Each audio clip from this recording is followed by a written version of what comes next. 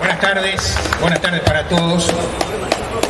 Si tendrá convocatoria Romeo Gavioli y si tendrá convocatoria la Unión, que a pesar del partido están todos acá. No vamos a hacer una historia, por supuesto, de Romeo Gavioli. Lo que yo quiero fundamentalmente precisar, que hoy es un día muy especial. Ayer, fue martes de carnaval, ayer se hubiera cumplido el centenario del nacimiento de Romeo.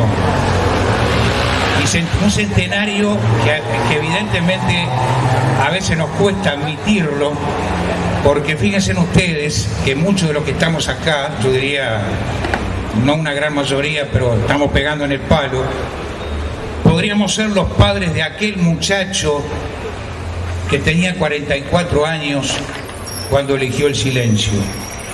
Romeo Gavioli murió de una manera muy particular, optó por el silencio.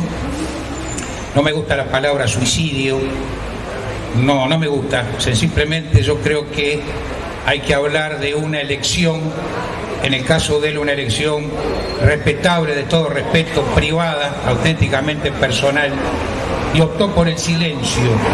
Y optó por el silencio de una manera muy especial.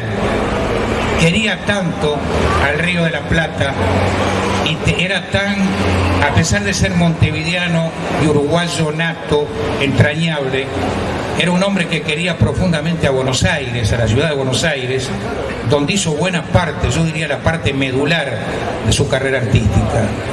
Y optando por el silencio, Romeo, la mayor parte de los que estamos acá se tienen que acordar, con el año 1957 se arrojó a las aguas del Río de la Plata, tal vez como buscando una comunión definitiva con ese río como mar que tantas y tantas centenares de veces había cruzado ida y vuelta para cumplir con sus compromisos artísticos en la ciudad de Buenos Aires.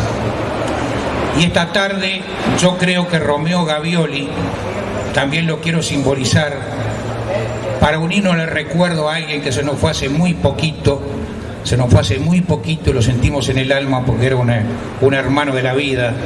Romeo Gavioli también fue un gorrión que abre sus alas buscando un nido de sombras. Por eso lo enlazamos con el recuerdo de Carlito Soto.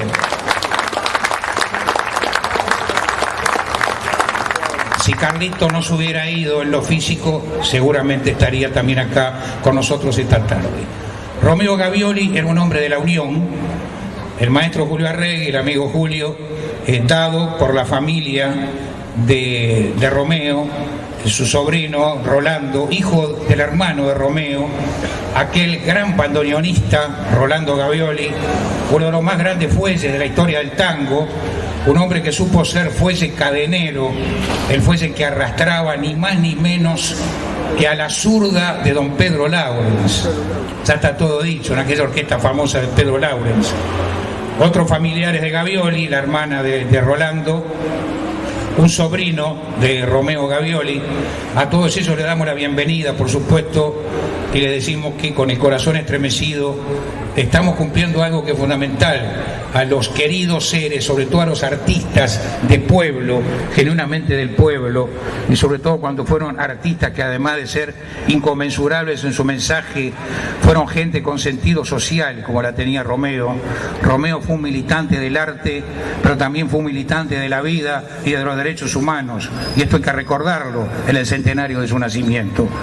Le damos la bienvenida. Julio tiene en este momento un documento importantísimo, que es la partida de nacimiento de Romeo Gavioli. Romeo Gavioli es originario de la Unión. Siempre se dijo que era de la Comercial, se crió en la Comercial, pero Romeo Gavioli es nacido en la Unión.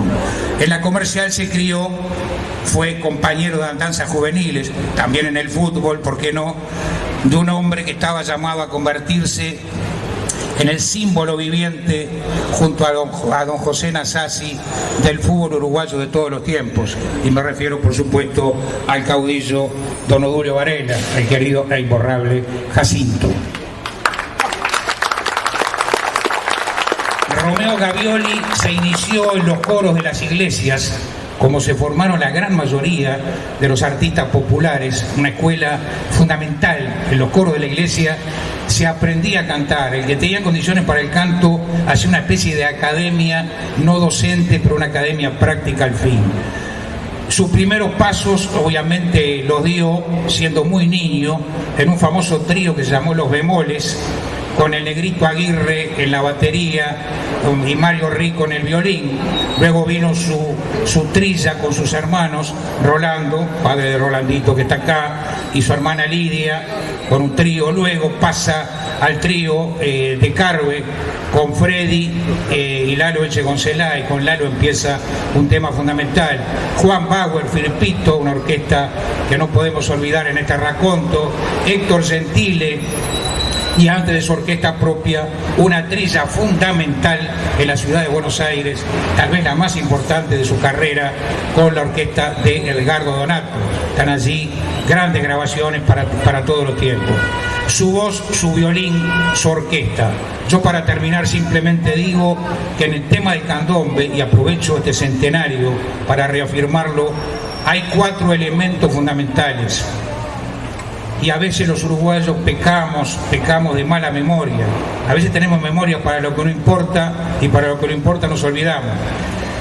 Esos 4 pilares fundamentales, se lo digo en el orden cronológico, fueron Pintín Castellanos, el hombre que llevó el tamboril a la orquesta típica.